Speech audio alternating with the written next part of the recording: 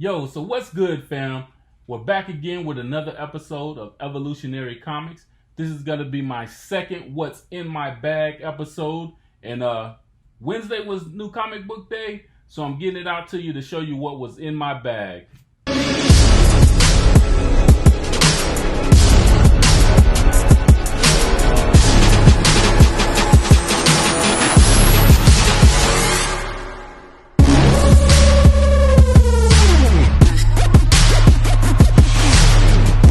This episode is sponsored by Snapple, specifically Snapple Apple.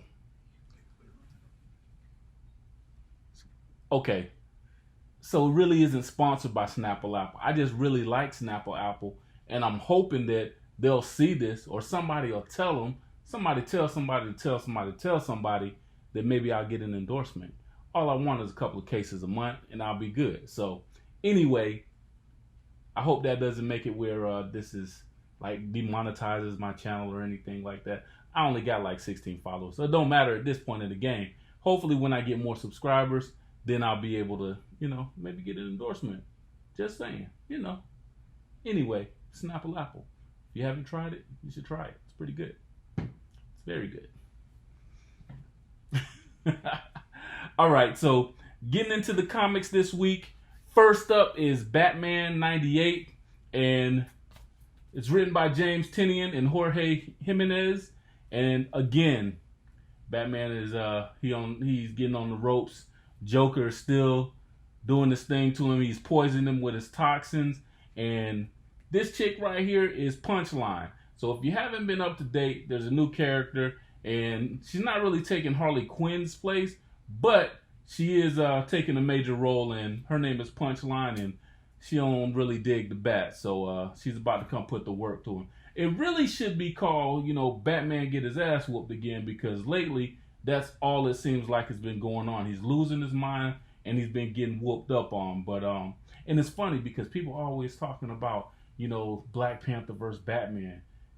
In Black Panther comic books, you don't see Black Panther getting beat up all the time, or on the ropes or anything like that. So that kind of disqualifies it for me. I like Batman, but I like his villains a lot more than I like him. And as far as that comparison with Black Panther, y'all need to stop. Y'all really do. That's like that's a whole nother argument, but y'all need to stop, because y'all know Batman, he ain't got his ass when it comes to Black Panther. But anyway, I'm still going to pick it up because I like the cover. This is a Matina cover, and I've been collecting them lately, and the story's pretty good.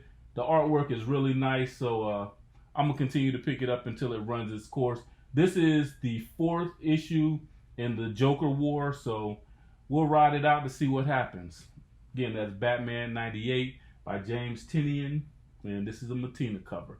There's a couple other covers out, but I'm only getting the Matina covers because right now, to me, those are the only ones that really has the dopest art to it. Next up is from Boom Studios. It's We Only Find Them When They're Dead. And that's a funny title because it's like a lot of times with black folks, that's the way they could say that about the pathway to their relative's house, because you notice how a lot of times as families we don't get together until somebody passes away. So I don't know if it's analogous to that or what the case may be, but anyway, this is Boom Studios' new imprint, and it's by Al Ewing and Simone DeMeo, and it has a little bit of a buzz. A lot of people have been talking about it, saying a lot of good things about it.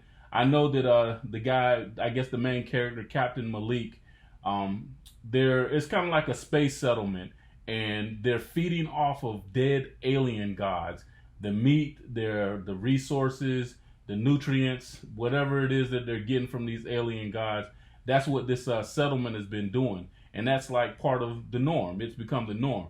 So Captain Malik is not really with that, and he wants to go off and explore other resources and try to, I guess, make his own way. He wants to be a trailblazer, not like the Portland Trailblazers, who just lost to my Lakers. Go Lakers, King James, MVP. Anyway, but so this is We Only Find Them When They're Dead. It's pretty good buzz to it. I'm gonna check it out and see what's going on with it. But again, that's Boom Studios. Boom Studios is another imprint that I kind of like a lot of the stuff that they've put out. They haven't put out anything that's really caught my eye lately, but maybe about right before the COVID nonsense happened, the COVID virus outbreak, they were on a roll. So hopefully they're about to get back into it. But that's by Al Ewing, so it should be a pretty dope comic book. I'll let y'all know what I think about it in a later episode. Next up is Sacred Six, and features Vampirella, Draculina, Panther, Nyx, Chastity, and if you know about vampire lore, you've heard of Lilith. She's like this vampire god, but I guess she's supposed to be the main antagonist in the story. But that's what's up with this. This is it's actually written by Christopher Priest. And for those of you that know a little bit already about like prolific, comic book writers, Christopher Priest is a writer who kind of developed a lot of things with the Black Panther storyline. He used to write for the Black Panther comics, and his run with Black Panther has been dope. It's kind of lauded as one of the best ever, if not the best ever. But since the creation, of course. But yeah, but this is by Christopher Priest. This is his Christopher Priest. This is his new comic, I guess. This is issue 2. The artwork is by Ja Lee and Gabriel Ibarra, and they have some pretty dope covers, and they're very kind to the sisters. So that's one of the things that attracted me to these covers. And the only thing about it is they put out like 10 different covers with each issue. It's only been 2 issues, and I think the first #1 issue had about 12 different covers, and this one has at least 10. But I only picked up a couple of them because it don't make no sense to just keep trying to buy covers of the same one all the time. But I don't know where the story's going as far as like if it's gonna be something that's valuable later, if it's gonna be a financial decision. I just purchased it because I like the cover. So this is another cover. It's kind of dope because it has the Panther on it, and of course the beautiful women. Dreads and an afro, that's kind of like synonymous with black women, the natural, anyway. But this is the virgin cover, and for those of you that don't know about virgin covers are the ones that don't have any writing on them. There's no words, it's just the artwork itself. But they had this up there. It's a 1 in 10, and Emerald City happened to have one when I came through, so I just decided to grab it. It's only $1 more than the cover price of the comic book, so it was an easy choice to pick this one up. I'm not sure if there's any other variant covers that basically have like more value to them. Like a lot of times there's 1 in 25s, 1 in 50s, but I was satisfied with what I picked up with that. Before we go, before I go on to the next one, it's a Snapple Apple break. Again, this episode is brought to you by Snapple Apple, or I wish it was. So, yeah, y'all gotta try the Snapple Apple. My wife always says I need to drink more water, and there's water in there. That's how they make it. So, anyway, next up is Fantastic Four and Thesis, and this is written by Mark Waid, and the artwork is by Adams and Farmer. This is the #1 issue, and it came out last week, but I decided to pick it up because I couldn't pass up the fact that that's Norrin Radd. And for people that don't know, that's the Silver Surfer. And the Silver Surfer is like prolific. He's the Herald of Galactus, all powerful. And for whatever did that to him, for him to be stretched out like that, has to be a powerful entity. I've heard that there was going to be a new appearance of a new character in this book, but I kind of skipped through to the end. I didn't read the whole book just yet, but I saw something that's major in the Marvel universe, and I'll say there's a major death that's mentioned in this book. So that's what kind of made me go back to it, and it looks pretty good. It looks like it's gonna be something serious. So anything that does that to Silver Surfer, it has to be worth checking out. All right, next up is Empire number 6. This is the Avengers Fantastic Four cover, or the series with the Avengers and Fantastic Four. There's a lot of different ones. There's like the X-Men Empire. I wasn't chasing all of them around because, I don't have, the resources to just get everything like that. Because if Snapple was really sponsoring it, then I would be able to show it to you, but they're really not. I just said that because it's a really good drink. But anyway, Empire number 6. And this is written by Al Ewing and Dan Slott. And I'm really not a big Fantastic Four fan. I know about them, because, of course, Fantastic Four number 52. Look it up if you don't know. But Black Panther's in the background, so that was made me kind of interested. I was already picking up this series. I haven't completely read it. I only read like 1 and 2, but I'm gonna dig off deeper into it. So yeah, Black Panther is gonna have a prolific role in it, or at least a very key role in this particular comic. The variant edition, I think this was a 1 in 25, but Emerald City had this waiting on me when I got there, and I had to pick this one up, in light of recent events, and I'm gonna pick it up anyway because I'm just that way about Black Panther. But this is a pretty dope cover, and I don't know what that sword is, but looks dope. So we'll dig into that and see what's going on with it. Next up is Miles Morales number 18, and this is the Outlawed series. And basically, with what's going on with this is the teenagers have been deemed. It's kind of like when Civil War happened, and you had a half of the superheroes registering for the government, and the other half saying that they weren't going to be regulated. In this, they've deemed that all the teenagers are not old enough to make good decisions enough to be superheroes, so they've been outlawed and not allowed to use their superpowers. But my man Miles, he knows that people need Spider-Man.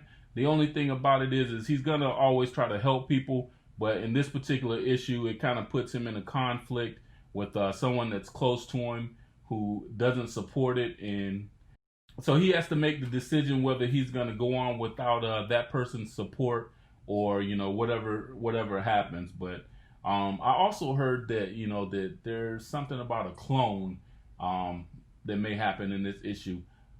Check it out, and we'll find out in this episode of Miles Morales, Spider-Man number 18. If you're just getting into comic books, Miles Morales comics are all these Spider-Man comics, it's something that you should get into right now if you're just getting into it, even if you've already been into it. But Miles Morales happens to be the hottest character in comics right now.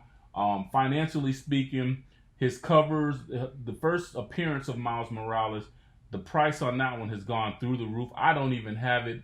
It's Ultimate Fallout number 4, and it's something that's on my grail list. It's one of the things that I want the most. But yeah, so if you happen to come across it and you see it, or you find it at a garage sale, I'm speaking to my family members mostly. If y'all happen to see something like that, just buy it. Don't ask no questions. Just buy it. And then, I'll hook you up on the back end. So anyway, that's Miles Morales, the hottest character in comics right now. Maybe other than Black Panther, since Chadwick passing away. But anyway, it's something that you should pick up. Next up is in accordance to Spider-Man. Remember on the last episode, I was telling you guys about how Spider-Man had the monkey claw put on him by Sin Eater, and Sin Eater was on his way to Ravencroft. Ravencroft is an institute for the criminally insane. And the thing with Ravencroft is it's owned by Wilson Fisk. And Wilson Fisk, for those that don't know, is the Kingpin. Kingpin has bought himself an insane asylum. That which is insane in itself, but as part of his little corruption, he's the mayor, and it's all off whack. But the reason why I really like this particular series is because of my girl, Misty Knight. Misty Knight is like one of my favorite characters in comics, and it is not difficult to see why. But this particular individual, that's John Jameson. And I was telling you guys about John Jameson. He's J. Jonah Jameson's son, the publisher of the newspaper that Peter Parker used to work for, and he went on some adventures. He was an astronaut, but he somehow contracted something to turn him into a werewolf. But in this particular comic book, Wilson Fisk is extorting him and making him do things and kind of controlling him. And Misty Knight, who's a good friend of his, they worked as partners for a long time, and she's trying to get him to do the right thing. And as always, when you got a friend that's trying to get the other friend to do something right, and they don't want to do it for whatever reason, they tend to kind of squabble, and that's what's going on this cover. So, anyway, it's a pretty good comic book. The storyline's dope, and you can't go wrong with Misty Knight. Period. Misty Knight and her golden arm. All right, next up, as always, I always try to leave my Image comics last. Image is one of my favorite imprints other than Marvel. It's probably one of the best, like, for ongoing, like, new series, things that you haven't heard of before. So if you're really just getting into comic books, check out a lot of Image Comics work, and you'll find something that's dope for you. I got two more. I have this one and another one that is definitely something for the people. And this one is written by Chuck Brown, and the artwork is by an Italian cartoonist named Prenzi. But this is On the Stump, and this is On the Stump number 5 by Image Comics, and it's a political comic book, and it's where the politicians are basically wrestlers. They're like battling. They physically fight it out in the elections, which would be interesting, because if the orange guy had to fight somebody else to become president, we might not be in such a bad situation as a country right now. But anyway, so this is Senator Jack Hammer, and it's getting to the end where there's going to be like this major conflict, and they've been battling all the way through. Him and the FBI agent who has been helping him has basically been fighting corruption and everything. So trying to get him back into the political arena to get him on top and to get the corruption out of the government. But, they throwing hands to end it all. So that might not be such a bad thing. It'll save a lot of us and a lot of soldiers, troubles. We just let the leaders fight it out, Whatever country's leader against this country's leader, y'all battle it out. We would probably lose right now because, the commander-in-chief he definitely ain't got no hands. So anyway, but that's a dope comic book, On the Stump. Check it out. Last but not least, of course, this is Bitter Root. The Bitter Root is one of the dopest comic books out right now. I put it in my top 3. It's the 2020 Eisner Award winner for Best Continuing Series. And they've been putting out these covers, and they're movie covers. This one, I'm not going to tell y'all. Y'all just look at it and guess. A lot of you already know that if you're in the comic books already, you'll probably know that they've been doing these series. But if you haven't, just check out the cover and tell me what you think it's from. Don't worry. I'll wait. Nah. Hit me up in the comments and then tell me where you think it's from. But it's a dope cover. They've done the Purple Rain cover. They've done Boys in the Hood. And they've done Do the Right Thing. All of those. I missed out on Boys in the Hood and Do the Right Thing because they were they were a little bit more difficult. I would have had to order them earlier to actually get those particular issues. But I got the actual issue, the regular cover like this one right here. It's on number 10, and it's by David Walker and Chuck Brown and Sanford Green. They're the creators of this particular comic book. It's about the Sangre family, and it's based in the 1920s, the Harlem Renaissance era, and it's a family of monster hunters, and they're hunting these demons that are taking over like people's bodies and having them doing all kind of evil things. They're called the Jinn, and it's just basically about how the family is, kind of navigating that era and trying to save New York. So it's definitely one of the dopest comic books out, not just for the cover, but the writing is excellent. It's a reason why they're Eisner Award winners. So check that out if you're just, really starting off. This would be excellent for you to pick up to start your collection off, and that's Bitter Root, number 10. Y'all still don't know what the cover is? Guess you didn't know the ledge. So that's it for this week's edition of What's in My Bag. These are my comic book pickups. Bitterroot is my comic book pickup of the week, and that's probably going to be the first thing I read. And I thank you again for checking me out on What's in My Bag and seeing what I picked up this week. I'm going to put out a couple of more episodes, and I'm going to do one on the unfortunate passing of Chadwick Boseman, the Black Panther, and what my thoughts on the whole situation is, other than, you know, how tragic it is to lose him at this stage, especially being such a young man and such a prolific person within the comic books era, and as far as being a hero to a lot of people, not just African Americans, but just people, period, because he was a dope guy. And you know, we're definitely gonna miss seeing him in his roles, and gonna miss him. And condolences to his family if this ever gets out to, you know, to someone who's close to him. You know, from us, condolences. But yeah, so that's this week's edition of What's in My Bag. I appreciate you guys for checking me out, and I'll holler at you the next time. Peace.